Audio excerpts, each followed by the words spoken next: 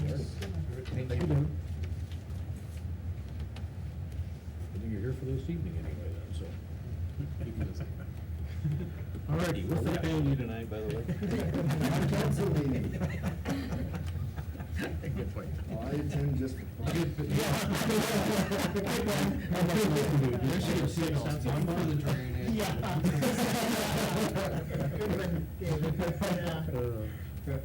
With that then, we need a motion to adjourn the session of the Drainage District 13A trustees at 6:44 PM. So moved. Second. All in favor? Aye. Opposed? And we need a motion to reconvene as the Humboldt City Council at 6:44 PM. So moved. Second. All in favor? Aye. Opposed? That's the last of our regularly scheduled items. Good on time, are we? 4 minutes? I can change date if you need. Why don't you change the tape for a minute? Look at it. A couple discussion things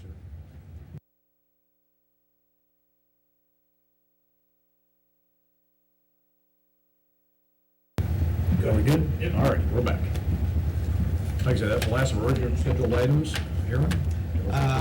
One of the things I thought that it was kind of exciting that came up is the RVTV is coming to Humboldt. This is WHO's Channel 13's Iowa State kickoff. I see you got the wrong color on again. At the meeting the other day, there was This is confusion why that was intentional. why that was. They thought maybe you'd gotten colorblind or something. It was. Yeah, I don't know anything about that, right? It doesn't look good on me. I don't know It what. wasn't offered to give him a red shirt because he didn't own any the other day. But knowing the great rivalry that exists in the city of Humboldt, they've chosen to come here on September 9th, and they will shoot live for the newscast,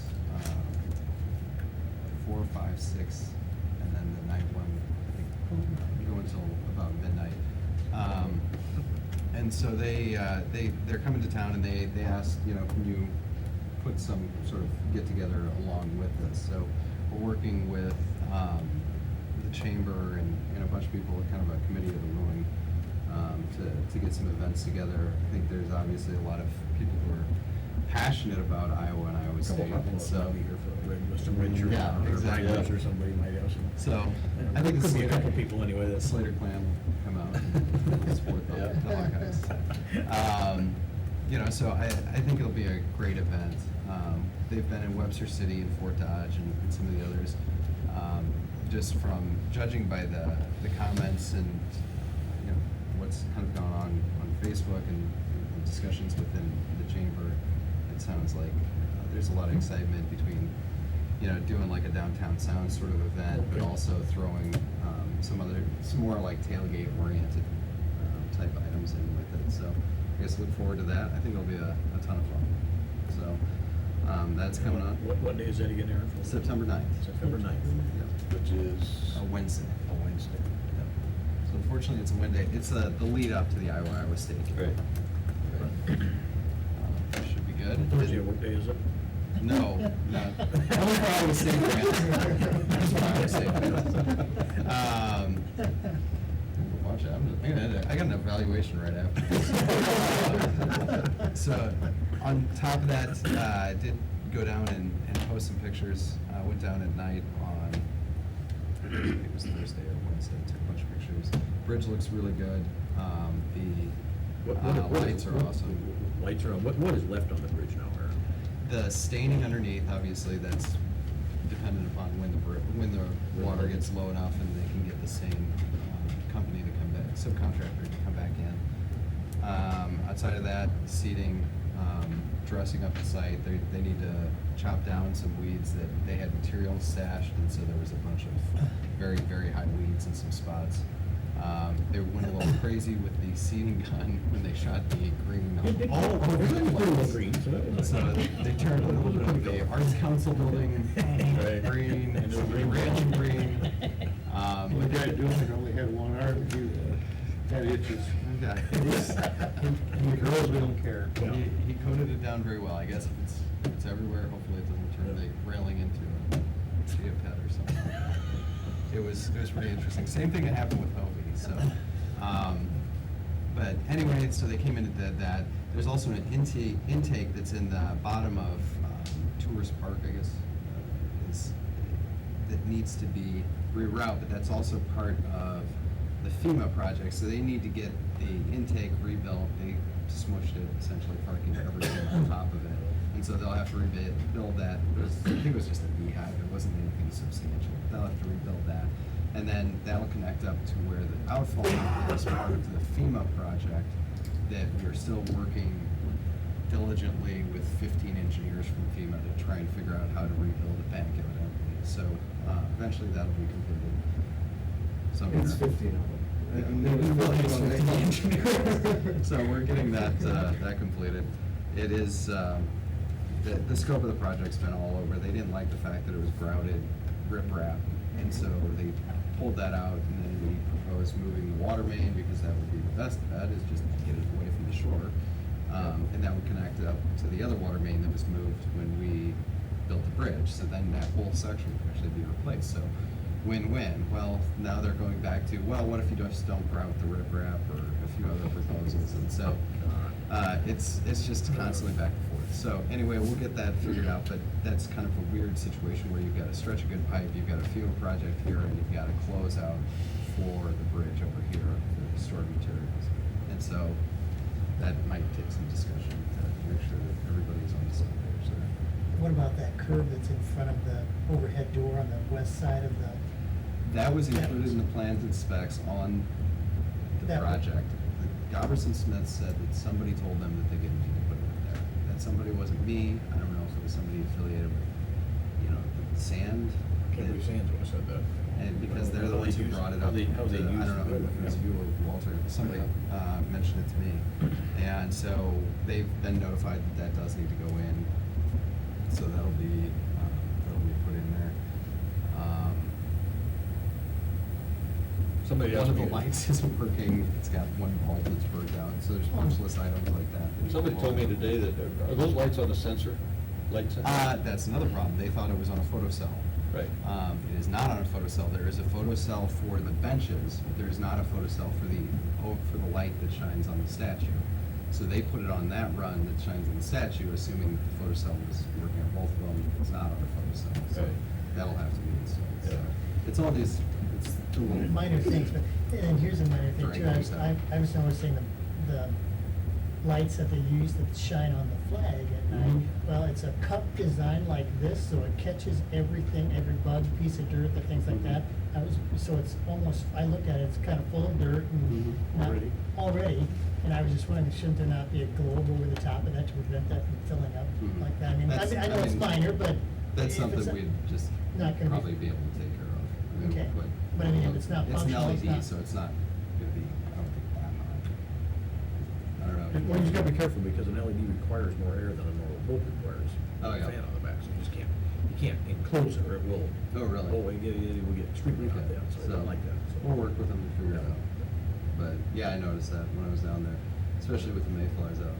I know, it was still. It was a little thick when I was taking pictures down there. Yeah. So, But that's about all that's left on the bridge project, then, just a few items. in there. yeah, I mean, there's nothing large. I know there's been some comments about the profile of the bridge. Punch list, yeah. Another That- punch That list. evil word. Blame David, even if it's not his project. So we're working, the profile that was mentioned, that they should do an analysis on what the profile of the bridge is, because there were some comments about, Mhm. some movement up and down on the concrete as you drove across, and so, I'm waiting to hear a response back from that also. So- I had, and maybe David can answer this for me, I had, of course, we had a full entourage of people watching the bridge being built down there. Yeah. And whether it's true or not, what I'm gonna ask, one of the people that were sitting there watching the bridge being built, one of the contractors mentioned to them about the drainage for the bridge underneath. Is there not e-spouts or whatever that comes off that, it just goes through the bridge and then just drops or something, it's. Oh, they might just have the cut in the Okay, sides. but somebody mentioned, the guy said we should have requested e-spouts, because the salt, they said, comes through there, goes down, and then it gets on more of the bridge surface, and then we get On the directly side away. of Is it. that- is Yeah, that- it is sure that- could. Is that true that we? It could. Should have added that. I don't know, I can, Or something. when I drive out that way, I'll see what it looks like. Cause a lot of them, you just see that they have that lateral slit. Yeah. And it just allows that water. to Right, run. that was just- Which would make sense if you're, especially salting a bridge. Actually, that's just what one of the people building the bridge, I guess, told the people sitting at the picnic table. Huh. That you guys should have done this, it would have been better for the bridge. And I thought, well, now's the time to ask. I mean, Yeah. maybe we can't ever do it, but it's, I think we're gonna start salting portions of the bridge we should be salting or something anyway, and Yeah, getting it on the for sure. main or whatever. So I We can- just- I'll take a look at I it just- when I drive out. real It's quick. Yeah. just something that came up from the people who were watching all the time anyway, so. The, where are we at, are we ever, at what point do we mow going up the hill? You know, I mean, I get asked about that from people that work up and They down have two that, items, so. they have the warranty item that they're gonna supply, and they have the seed. I am sure they're not gonna want a seed right now, because it would just Too burn. hot, right. What we have outlined to them is if they're not gonna provide the warranty or the seeding, because you could actually start seeding August 10th, and then they'd be able to pull those, because I wouldn't even, if I was them, I'd mow it and leave what's there and just So overseed you on have top. something to grab it. But we have also outlined is if you're not gonna do that, we're gonna close out the project, and I believe we have, for the warranty item on the, I think it was $9,000, and we just won't pay them the $9,000 and we'll handle it from there. I hope they go down that path, but That they don't. that doesn't include the seating, though, that's just a portion of the. Yeah, we won't pay them for Hard. seating, and we won't pay them for that section of concrete. Is there any way we can just mow that? The only thing is they have their stop logs on them, Right. they need to pull those, I mean, and that's. My that's concern on is them. they haven't turned the site over, we haven't accepted it for the stormwater prevention plan that's on that project. Yep. And so I would be altering their stormwater prevention, and so. Well, we could take a weed eater and leave the logs in place, and I mean, that would be a simple solution, would it not? I mean, we wouldn't have to pull Yeah. logs to mow. And you can always choose who does future projects in the city too, based off of their prior performance. I agree. Yeah. Just FYI. I'm just, you know. No, I don't blame you, we're, it's not fun driving down that hill when it looks real nice, but Yeah. it looks real bad. No. You know, so Do that's. you see any problem with us going and knocking it down? No. I don't. Can't we just move the logs off and mow the, take one pass, mow it, and then put the logs back on? We could, but you don't, it's, when you pull those logs, it's not fun to put them back on there and stake them in like they have them staked in. But I think we have outlined, what we have just said is that we need a response back by the next council meeting from them, so. It's been in their court long enough that if we don't have the warranty in place, but as soon as we made that, email, we got contacted in regards to the original project document. So it would seem like they contacted a bonding company to find out what they need for that fiber. So, Are they responsible for the canopy on the brushes over the footbridge itself, David? I mean, or is that, or are we, because there's quite a bit of overhang from the brush and trees and things like that on the west side Mhm. of the footbridge. Now, are we responsible to knock that back and shape it? I and know so it's the street department, they hauled like quite a few dump trucks full of stuff out of there, so Did they? they've been chewing it up. If it needs to go higher, they would instruct them to Okay. do that. But, I mean, I'm assuming that that's all it was there, you know, there was nothing in there that No, they I'm had to sure trim that's up. us. So I've had Chris go down there and pull out, I think total, he's probably done like 6 or 7 Mhm. dump trucks in that area worth of just brush, so. it's thick in there, yeah. Yeah, there's a lot of trash. So if it needs to go higher, I can always tell him to go higher. My comment was to just chew it back as much as possible and let it grow over the year. That way you're not messing with it multiple times. Right. So, Anything else? I guess one conversation we had this morning that is, I'm sure everybody's aware of it, is the Emerald Ash Borer. It's the impending doom of the Emerald Ash Borer. I was out in Taft Park and just happened to be looking and noticed that most of those trees are ash trees. Most of them are very large. And I was talking with Clayton about it.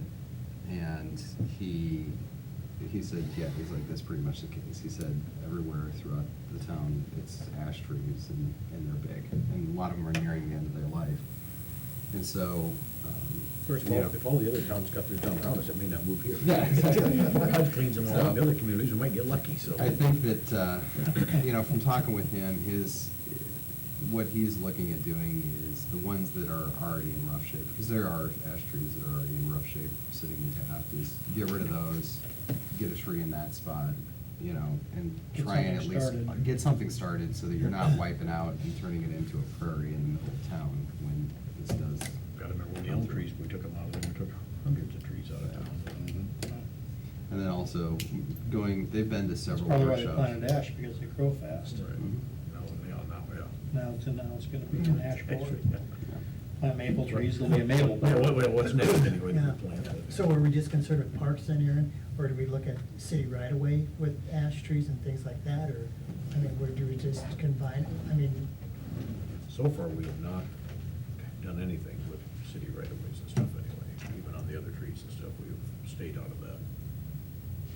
That could really turn into a large project anyway, like a lot of money, Mhm. a lot of money. And that'll- Every tree's $1,000 to take down, you know, Mhm. roughly, just on a quick guess. Mhm. You start taking a few hundred trees, that's a lot of Mhm. money, that's road project money and stuff, so. Yeah, I think that you try and, this is one of those things where you're gonna go slow until it becomes a catastrophe. And I think that at a certain point, I mean, you know, a perfect example is, I think what Burlington was saying was about $2 million for them to take care of the issue. $2 million in just chopping, disposing trees, not even including replacement.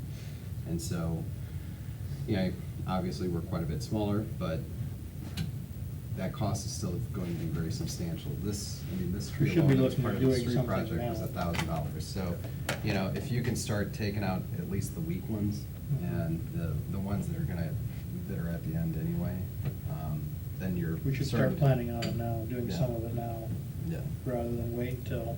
yeah. You definitely don't wanna try and take that all at once, but it's gonna be a huge cost. I mean, there's just no other way to look at it. One of the things we were trying to consider is potential disposal of the logs. I'm gonna work with the DNR on, because there's just no way that we can burn all of this. And so. Not their time constraints anyway. No, The I mean- the one day burning, you can't do it. Yeah, and so I think that what we'll do is work with DNR and disposal, get whatever they think, you know, we brainstorm several different things and figure out which works, because we can't take it down to the landfill, that'll be way too expensive. We don't want it. well. Yeah. But I mean, I bet you could see a lot of money from service clubs to help replant the trees. Yeah. We're Yeah, gonna trees sure. forever Put alone. the trees back. Yeah. We'd love to plant The local trees, service yeah. clubs, Yeah, I'm sure that's a project they would jump on big time. and Trees Forever is already, I mean, what Right. kind of spurred this conversation is we were talking with them, and they've, I think they've dedicated something like $6,000-7,000, or $5,000, something like that. To new trees. To helping with Mhm. this project, Yeah. and so I think that we'll have money for that, but, you know, it will be noticeable, and I think that there's, hopefully everybody's aware that it's, you know, that it's going to be an issue, because whenever we take down a tree, there's a pretty large public outcry, you know, for Mhm. removing trees in the parks, especially Taft and Big Elm. And so, this is just one of those things where you have to be proactive on it, otherwise the street will get a head start for when we have to take all of them out, essentially. So you think we should implement Joel's idea and then have Clayton identify some different trees and make a list or something like that, and then bring it to you, and then? He's already working on getting Okay. that stuff together. Is this something we as a city are going to tackle with our employees, or are you going to look at a tree service that does this professionally to do, not? I guess the only concern I have is, you know, a few years ago, when we were taking out a big tree, was Mhm. the city guys were fairly nervous about that. They're not trained, they didn't Mhm. have the right proper equipment, so I just hate to see one of our guys get hurt. Mhm. Yeah, We don't do plan this there. for a living. We We're don't not- need We're not insurance trained for claims. that, and then pretty soon they can't do their own job, 'cause they'll be full-time Right. tree people pretty soon. That's the No. reason I asked. I think And we have that- to look at it as a private company, too. Right, or Asplin or somebody, or Mhm. somebody, I don't know. And they do take down like smaller trees, I Yeah. mean, I don't wanna put them in a situation where they're, you know, endangering Yeah. life. Risk of injury. You know, No. and doing something they're uncomfortable with, but, you know, perfect example, they took, I think it was actually an ash that was right outside here, and they took that out, and they can do that kind of work, but, you know, you get up into the, you know, large diameter. A lot of now areas are pretty big. Yeah. So, Anything else? I think that's what I got. Gloria? Nope. Joel? No, No, I don't. no, I have just a few things. I've had some calls here in the last couple of weeks about how many people are still mowing into the streets.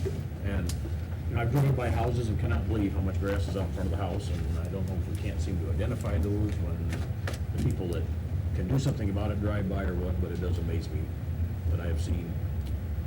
The people don't seem to care, and then when we do nothing about it, I guess it's part of the problem. Until we ever do something about it, it's not gonna change. So, I don't know where we go with that anyway. We've got an ordinance, just enforce the It's ordinance. the enforcement, Joel, that's the problem, is the enforcement. Well, But we're back to the same issue we had. What do we have I to do? can, I can give them guidance to start, I mean, they never really write Yeah, tickets they don't, and for that's- mowing into the street, so the thing is, if you want, we can give It's them gonna that have to be guidance. something that needs to be done.